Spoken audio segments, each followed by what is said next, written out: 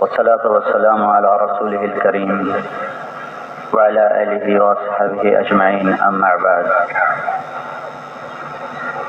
زندگی کے ہر موڑ پر انسان اور ہر کام میں انسان کو اللہ تعالیٰ یہ جتلاتا ہے کہ تمہارا نظام ناقص، تمہاری تدبیریں ناقص، اور اللہ اپنی تدبیروں میں کامل، اپنے ارادوں میں کامل، اپنے فیصلوں میں کامل، اپنی حکومت میں کامل، نظام کی درستگی میں کامل۔ جو کہہ دیا وہ ہو گیا، جس کو روک دیا وہ رک گیا۔ آپ سارے بھائی کوئی 1 گھنٹے سے بیٹھا ہے، کوئی 2 گھنٹے سے بیٹھا ہے، اور پونا گھنٹہ مجھے بھی آپ کے ساتھ ہو گیا ہے۔ اوپر والا چاہے گا تو ہوگا، اوپر والے کے فیصلے نیچے والے بدل نہیں سکتے، اور اوپر والا ہمارے فیصلے جب چاہے بدل دے۔ سمد کون ہے؟ وہ ذات جس کے سارے محتاج ہوں، وہ کسی کا بھی محتاج نہ ہو۔ سمد وہ ذات جو سب کے بغیر سب کچھ کر لے اور کوئی اس کے بغیر کچھ بھی نہ کر سکے۔ تو بھائیو، دن رات ہمارے نظام بن کے بھی ٹوٹتے ہیں، بگڑ کے بھی ٹوٹتے ہیں۔ صحیح قدم اٹھائیں تو بھی اللہ جب چاہتا ہے توڑ دیتا ہے، غلط قدم اٹھائیں تو بھی اللہ جب چاہتا ہے توڑ دیتا ہے۔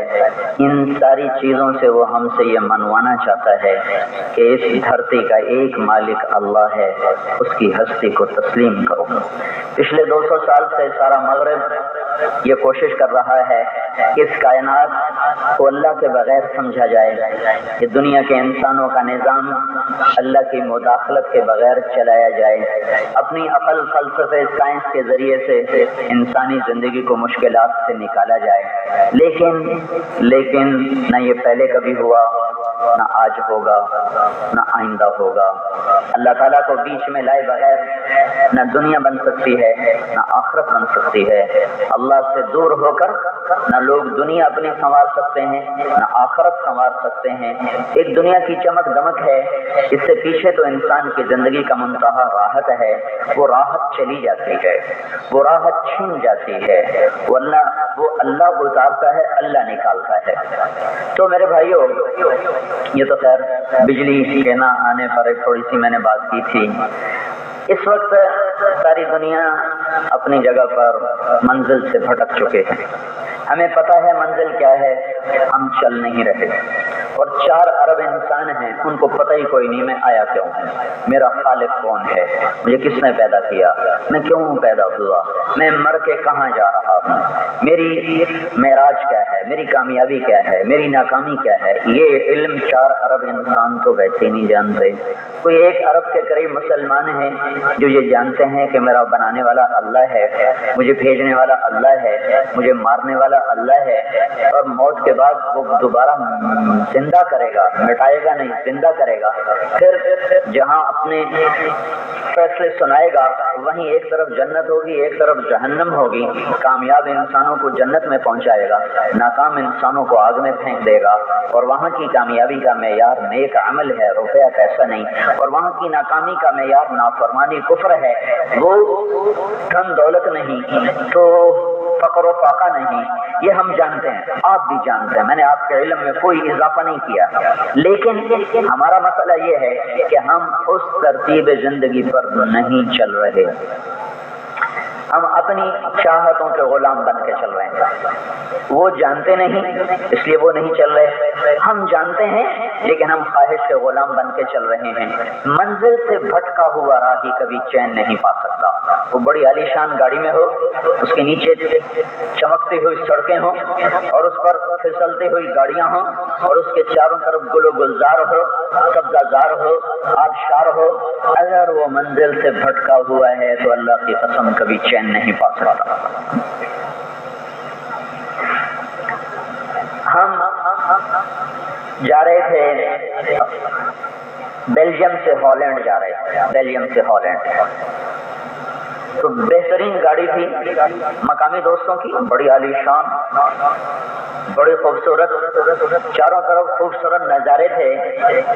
ہم راستہ بھول گئے، ایمسٹرڈیم میں داخل ہوئے، راستہ بھول گئے، کہاں جانا ہے پتہ نہیں چل رہا۔ 2 گھنٹے ہم پھر رہے ہیں اور ہر منظر پہلے سے خوبصورت نظر آ رہا ہے، لیکن دل دھک دھک کر رہا ہے، اچھل اچھل کے باہر آ رہا ہے۔ کیا مصیبت ہے، راستہ نہیں مل رہا، انگریزی میں کوئی جواب نہیں دیتا، انگریزی میں کوئی بولتا نہیں، کچھ جانتے بھی ہو تو نہیں بولتے۔ یہ ہمیں لوگ ہیں جو انگریز کی غلامی میں رہ کر انگریزی بولنا عزت سمجھتے ہیں، بڑائی سمجھتے ہیں۔ وہ ایسے بدبخت ہیں، وہ جانتے بھی ہوں تو بھی نہیں بولتے، کوئی نہیں پتہ چل رہا۔ تو ظاہری سارا منظر خوبصورت، لیکن ہم پریشان کہ ہم جہاں جانا چاہتے ہیں وہ راستہ ہمیں نہیں آ رہا۔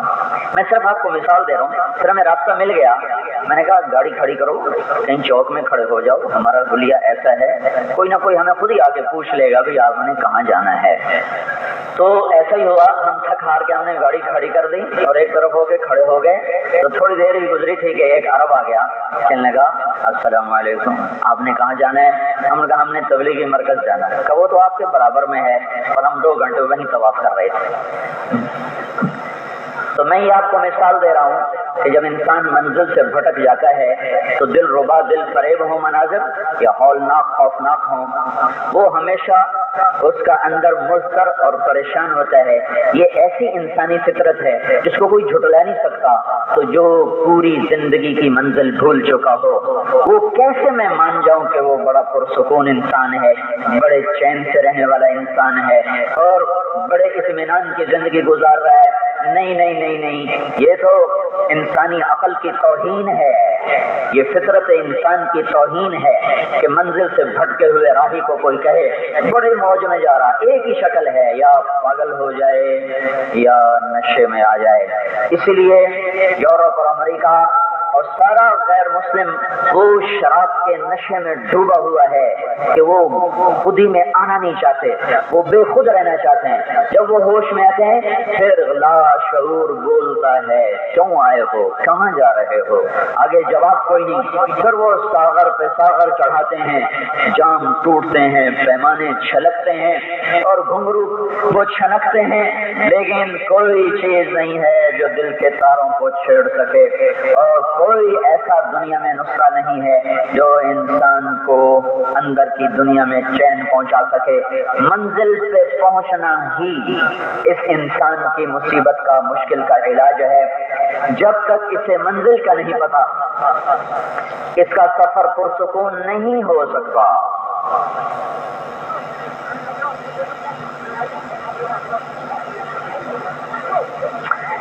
ایک موڑ غلط کاٹ لو طبیعت پریشان ہو جاتی ہے، ساری زندگی کا موڑ غلط کاٹ لے تو کیسے چین سے چلے گا؟ ایک سڑک غلط لے لے تو ڈرائیور کو گالیاں دیتا ہے، ٹائم ضائع کر دیتا ہے، کتنے ٹور پہ ہیں، انے منہ چاہتے پوری جانا ہے۔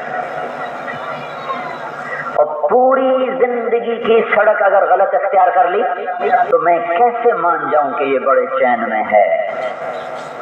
میں کیسے تسلیم کر لوں کہ ایک سڑک کے غلط موڑ کاٹنے پر تو وہ جھنجھنا جاتا ہے اور پوری زندگی کا موڑ غلط کٹا ہوا ہے؟ کیسے وہ دعویٰ کر سکتا ہے میں بڑا خوش ہوں؟ جھوٹ ہے، فریب ہے، انسانوں کو دھوکہ دیا جا رہا ہے۔ تو میرے بھائیو، اس وقت ساری دنیا ڈاما ڈول کشتی پر سوار ہے، پیندے میں سوراخ، سوچے بادمان پھٹے ہوئے، موجوں میں طغیانی۔ جب تک کوئی ماہر ملاح نہ ہوگا پتوار کو ہلانے چلانے والا، یہ کشتی کنارے نہیں پہنچ سکتی۔ ذاتی علم، فلسفے، سائنس، آرٹ، ٹیکنالوجی ناکام ہو چکی ہے انسانوں کو سکھ چین دینے میں۔ اللہ کا کیا پیغام ہے، اللہ کا کیا نظام ہے؟ ساری دنیا کو چھوڑو، میں صرف مسلمانوں کی بات کر رہا ہوں کہ ذلت پہ بت ہے، مشکلات پہ در پہ، مصائب پہ ہم، اور ظلم و ستم چھا گیا ہے برسات کی گھنگور گھٹا کی طرح، اور ساری امت، ساری دنیا میں عزت کھو چکی ہے، قیادت کھو چکے ہیں، راحتیں روٹھ گئی ہیں، آزادی نام کی ہے، تسلط مغرب کا ہے، تسلط غیر کا ہے، حکمران ہمیں، اس لیے میں کہتا ہوں حکمرانوں کو گالیاں نہ دو، یہ تو بیچارے کچھ بھی نہیں ہیں، ان کے ہاتھ میں کچھ نہیں ہے، ان کو صرف جھنڈے والی گاڑیاں ملی ہوئی اور کچھ نہیں ہے۔ اس وقت نظام باطل کے ہاتھ میں ہے، کافر کے ہاتھ میں ہے، غیر مسلم کے ہاتھ میں ہے۔ تو انفرادی مسائل، اجتماعی مسائل، ملکی مسائل، حکومت کے مسائل اور دن رات کے مسائل، کہیں توپوں کی گھن گرج، کہیں بموں کی بارش، کہیں ہمارے عقائد پہ حملے، کہیں ہمارے دین پر حملہ، کہیں رسالت پہ، کہیں توحید پہ، کہیں کتاب پہ، کہیں قرآن پہ، یہ باہر سے اور اندر بھی تو بتاؤں، مجھے خیال آ رہا تھا توہین رسالت پر کتنے جلوس نکلے، یہ ایک ایمان کا مظہر ہے، اگر جو سیاسی لوگوں نے اس کا نفع اٹھا لیا، توڑ پھوڑ جلاؤ گھیراؤ، یہ تو کوئی ناموس رسالت کا تقاضا نہیں ہے، یہ تو شرمگیزی ہے، یہ تو شورش پسندی ہے، اپنے ہی گھروں کو آگ لگا دینا، غریب لوگوں کو موٹر سائیکل جلا دینا، بسوں کو آگ لگا دینا، یہ تو سیاسی لوگوں کے وہ ہاتھ میں آ گیا، لوگوں کا جذبہ، نوجوانوں کا جذبہ۔ لیکن میرے بھائیوں اذان پہ 95 لوگ نماز پڑھنے نہیں آتے، یہ گستاخی رسول نہیں ہو رہی؟ میرے نبی نے 23 برس عمل سے دکھایا، قول سے دکھایا، جعلت قرۃ عینی فی الصلاۃ، میری آنکھوں کی ٹھنڈک ہے نماز، آنکھوں کی ٹھنڈک، جعلت قرۃ عینی، میری آنکھوں کی ٹھنڈک ہے نماز۔ یا بلال ارحنا بہا، اے بلال اقیم فارحنا بہا، اذان دے، اقامت کہ اور مجھے راحت پہنچا، میں نماز پڑھوں مجھے راحت پہنچا۔ الجفا کل الجفا، ظالم بڑا ظلم ہے کیا؟ النفاق کل النفاق، منافقت کی انتہا، ظلم کی انتہا کیا ہے یا رسول اللہ؟ قال من سمع النداء فلم یجب، جس نے اذان سنی اور نماز کے لیے نہ اٹھا، یہ بڑا ظالم ہے، یہ بہت بڑا ظالم ہے۔ تو ایسے ظالموں سے گلستان کالونی بھری پڑی ہے، فیصل آباد، لاہور، کراچی، ملتان، سندھ، پنجاب، بلوچستان سرحد بھرے پڑے ہیں۔ 100 میں مشکل سے 10 آدمی ہیں جو نماز پڑھتے ہیں، 90 آدمی اذان سن کے مسجد کی طرف نہ اٹھے، مصلی کی طرف نہ اٹھے۔ انہوں نے کون سے عشق رسول کا حق ادا کیا ہے؟ یہ تو بڑے گستاخ رسول ہیں کہ جنہوں نے اپنے محبوب کی آخری وصیت بھی سنی ہوئی ہے کہ آپ نے دنیا سے جاتے ہوئے فرمایا تھا الصلاۃ، آخری وقت جانے کا بڑا ظالم ہے۔ تو ایسے ظالموں سے گلستان کالونی بھری پڑی ہے، فیصل آباد، لاہور، کراچی، ملتان، سندھ، پنجاب، بلوچستان سرحد بھرے پڑے ہیں۔ 100 میں مشکل سے 10 آدمی ہیں جو نماز پڑھتے ہیں، 90 آدمی اذان سن کے مسجد کی طرف نہ اٹھے، مصلی کی طرف نہ اٹھے۔ انہوں نے کون سے عشق رسول کا حق ادا کیا ہے؟ یہ تو بڑے گستاخ رسول ہیں کہ جنہوں نے اپنے محبوب کی آخری وصیت بھی سنی ہوئی ہے کہ آپ نے دنیا سے جاتے ہوئے فرمایا تھا الصلاۃ، آخری وقت جانے کا، کوچ کا اعلان ہو چکا ہے۔ اور چند لمحات ہیں، ان لمحات میں آپ نے اپنی امت کو نصیحت فرمائی 2 باتیں، الصلاۃ وما ملکت ایمانکم، میری امت نماز نہ چھوڑنا، نماز نہ چھوڑنا، اور ماتحتوں سے اچھا سلوک کرنا، غلام، غریب، فقیر، مسکین، بیوہ، عاجز، کمزور، ضعیف، ان کے اوپر زیادتی نہ کرنا، ظلم نہ کرنا، زبان کے تیر نہ چلانا، ہاتھ نہ اٹھانا۔ تو کیا ہوا؟ دونوں نصیحتوں پہ کیا عمل ہوا؟ 90% نماز چھوڑ گئے، 10% پڑھتے ہیں، پر اگلی نصیحت پر تو کوئی بھی نہیں نظر آتا۔ 100 میں 100 گالیاں نکالتے، 100 آدمی 100 کے 100 اپنے نوکر کو گالیاں نکالتے ہیں، گھر کی خادمہ کو عورتیں گالیاں دیتے ہیں، مالک ڈرائیوروں کو گالیاں دیتے ہیں، سیل مینوں کو گالیاں دیتے ہیں، مزدوروں کو گالیاں دیتے ہیں، یہ ملوں والے اپنے مزدوروں کی تنخواہیں روک لیتے ہیں۔ یہ ظلم و ستم، ظلم پہ ہم، 2 نصیحتیں، دونوں کو تار تار کر دیا۔ اس پر تو تم نے جلوس کوئی نہ نکالے، اس پر تو کوئی بھی سیاسی لیڈر کو پریشانی نہ ہوئی، نہ کسی دینی لیڈر کو پریشانی ہوئی کہ سارا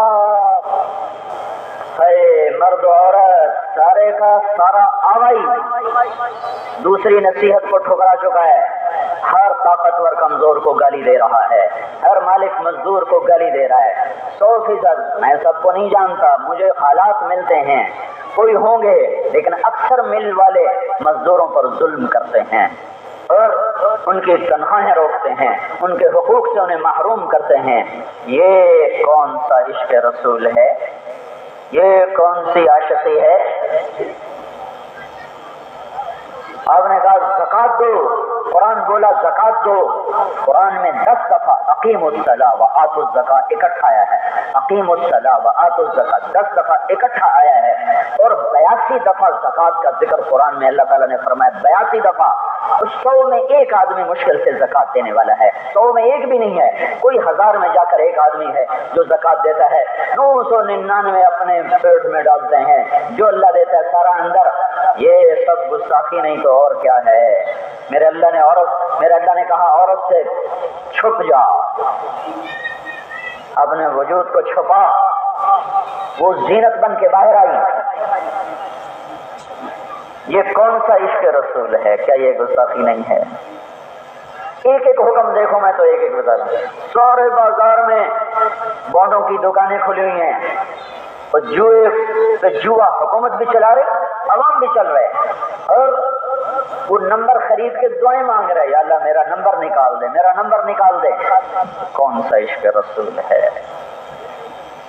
موسیقی کی محفلیں، ننگے ناچ سکرین پر، ماؤں کو ذلیل و خوار کیا، باپ کا گریبان پکڑا، دفتر میں بیٹھنے والا افسر بددیانت ہو گیا، عدل لینے کے لیے بھی مظلوم کو گھر بیچنا پڑے۔ وہ ملک کیسے قائم ہے؟ وہ امت کیسے قائم ہے جہاں وکیل جھوٹا کیس لینے کے لیے تیار ہو، شروع سے لے کر آخر تک اسے پتہ ہے میرا موکل جھوٹا کیس لے کر آیا ہے، پھر بھی وہ لڑنے کے لیے تیار۔ جہاں جس دھرتی پہ یہ ہو رہا ہو، ان کا عشق کیسا عشق ہے؟ جہاں قاضی کے قلم کی گولی لگ رہی ہو، قاضی کے قلم کو خریدا جا سکتا ہو، جہاں قاضی کے قلم کو خرید و فروخت کے ساتھ معاملہ طے کیا جا سکتا ہو، جہاں وکیل کا علم ثانی کو پناہ دینے کے لیے فائل تیار کرنے کے لیے تیار ہو چکا ہو، جس بازار کا تاجر جھوٹ بولنا شیوا بنا چکا ہو، وعدے سے پھر جانا اپنی فطرت بنا چکا ہو، پیسے دبا لینا اپنا فن اور ہنر بنا چکا ہو، وہ دیش کیوں قائم ہے؟ کیسے قائم ہے؟ آپ تشریف فرما تھے مسجد کے مغربی سائیڈ کی طرف جہاں جنازے پڑے جاتے ہیں، آپ صلی اللہ علیہ وسلم نے ماتھے پہ ہاتھ مارا، کتنا سخت حکم آیا، کتنا سخت حکم آیا، کوئی بول نہ سکا، کوئی پوچھ نہ سکا ہیبت کی وجہ سے۔ ایک دن گزر گیا، اگلے دن محمد بن عبداللہ بن جہش رضی اللہ تعالی عنہ انہوں نے عرض کی، یا رسول اللہ کل آپ کہہ رہے تھے بہت سخت حکم آیا ہے، کیا آیا ہے؟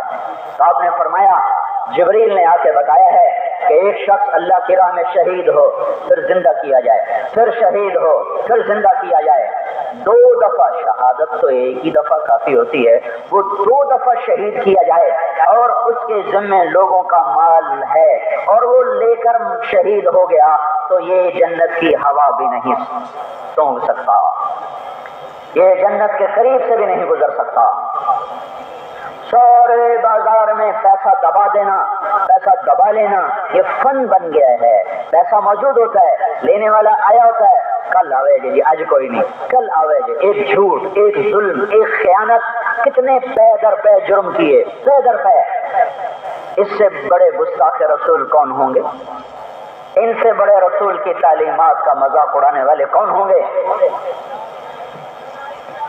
تو میرے بھائیوں، جب تک اللہ تعالیٰ فیصلہ نہیں کرتا ہم پر یہ مشکلات بڑھتی جائیں گی۔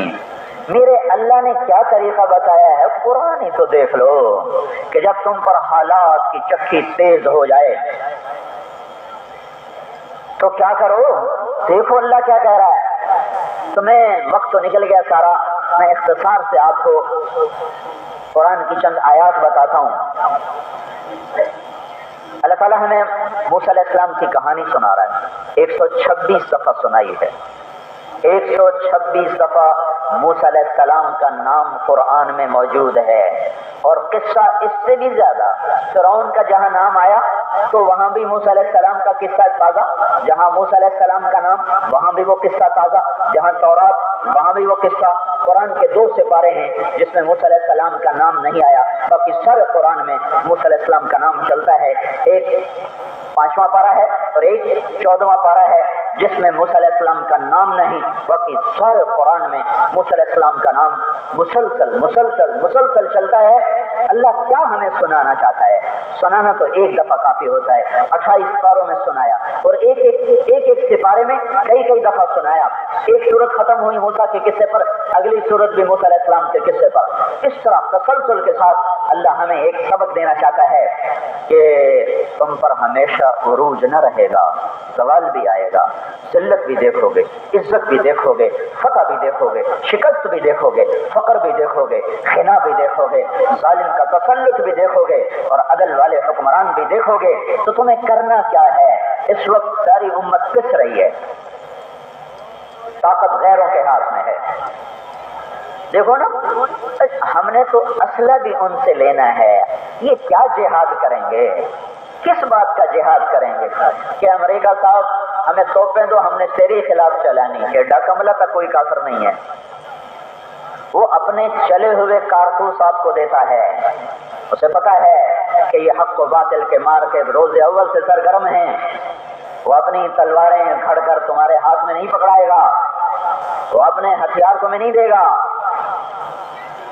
تو اس میں یہ بیچاری فوج کیا لڑے؟ یہ تو کل ہیں 6 لاکھ، یہ 60 لاکھ بھی ہوں تو یہ اسلحہ تو غیروں سے مانگتے ہیں کہ ہمیں اسلحہ دو، ہمیں جہاز دو، ہمیں توپیں دو، ہمیں ٹینک دو، ہم نے لڑنا ہے. اور آخر لڑائی تو حق و باطل، توحید و شرک، ایک اللہ کو بیٹا کہنے والے، ایک اللہ کا بیٹا بنانے والے اور ایک اللہ کو وحدہ لا شریک ماننے والے، ان میں جوڑ کیسے بیٹھ سکتا ہے؟ ایک محمد رسول اللہ صلی اللہ تعالی علیہ وسلم کو کل کائنات کا سردار ماننے والے، اللہ کے بعد درجہ دینے والے، دوسرے ان کا مذاق اڑانے والے، ان میں جوڑ کیسے بیٹھ سکتا ہے؟ تو ہو ہی نہیں سکتا. تو وہ ایسے پاگل دیوانے ہیں کہ اپنی فیکٹریوں میں اسلحے تیار کر کے تمہیں دے دیں گے، کیا وہ ہمارے خلاف میدان جنگ میں اترو. ایسا دیوانہ کوئی نہیں ہے. تو اللہ تعالیٰ نے کمزور ہو تو کیا کرو، بنی اسرائیل کا قصہ سنایا. نتلو علیک من نبأ فرعون و موسیٰ، من نبأ موسیٰ و فرعون بالحق. میں تمہیں کہانی سناؤں، میں تم لوگوں کو موسیٰ اور فرعون کی کہانی سناؤں. اس میں سے سبق کس کو ملے گا؟ لقوم یؤمنون. جو میرے اوپر ایمان لاتے ہیں وہ تو اس سے سبق لے سکتے ہیں، باقی کہیں گے ایسے فضول گلا. وہ کیا ہے؟ ان فرعون علا فی الارض، فرعون دنیا پہ چھا گیا، جیسے آج کا باطل دنیا پہ چھا گیا، آج کے فرعون دنیا پہ چھا گیا. ان فرعون علا فی الارض وجعل اهلها شیعا، اور سارے اہل زمین کو اس نے ٹکڑے ٹکڑے کر دیا.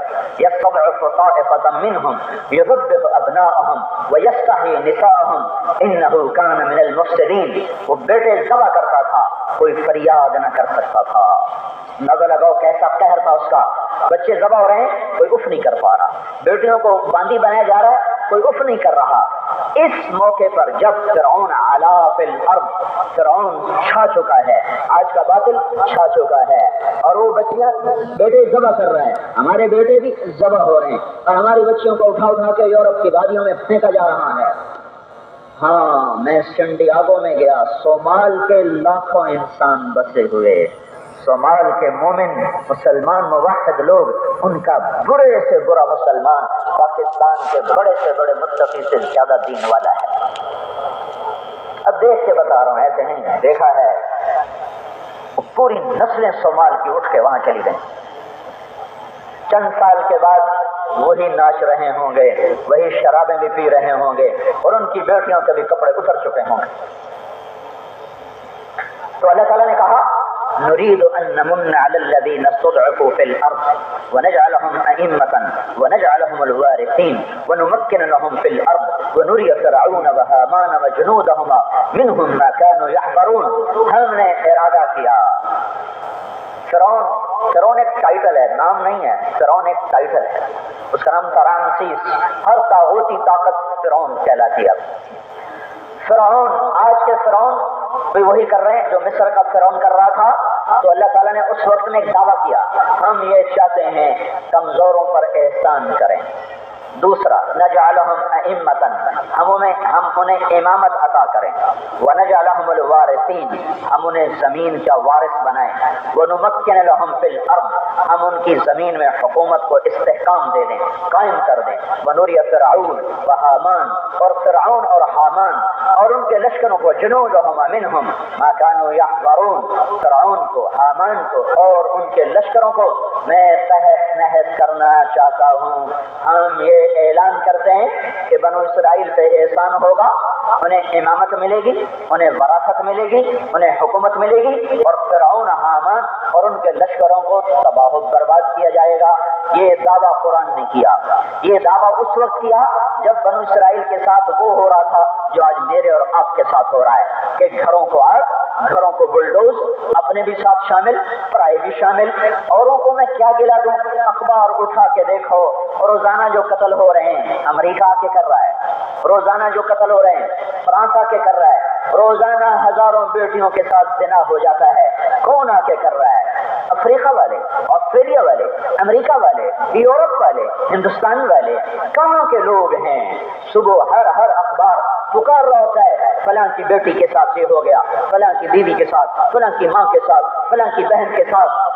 آنسو ہی ختم ہو گئے رو رو رو رو کے ان کہانیوں اور ان قصوں کو پڑھ پڑھ کے کہ زنا کرنے والا باہر سے نہیں آ رہا، اسی دھرتی کا وہ چھپتا ہوا کانٹا ہے، اسی دھرتی کا وہ ناسور ہے، اسی دھرتی کا وہ گندا کیڑا ہے جو مسلمان ہو کر مسلمان کی بیٹی کی عزت سے کھیلے. باہر سے کوئی نہیں آ رہا. قتل و غارت کے بازار گرم. پہلے ہم نے ایک دوسرے کو مارا، پھر ہمیں غیروں نے مارا. پہلے مسلمان نے مسلمان کی بیٹیوں سے زنا کیا، پھر غیروں نے آ کر یہ قدم اٹھایا. پہلے ہم نے اپنے نبی کا مذاق اڑایا، پھر غیروں نے آ کے ہمارے نبی کا مذاق اڑایا. اپنا گھر مضبوط ہو تو پھر کوئی نہیں اتنی جرأت کرتا کہ اس پہ کمند ڈالے. جب دیواریں ٹوٹ جائیں اور چوکٹ اکھڑ جائے اور چولہے ہل جائیں تو پھر چور اچکوں کو جرأت ہوتی ہے اجڑے پیا گھر ہے، وڑ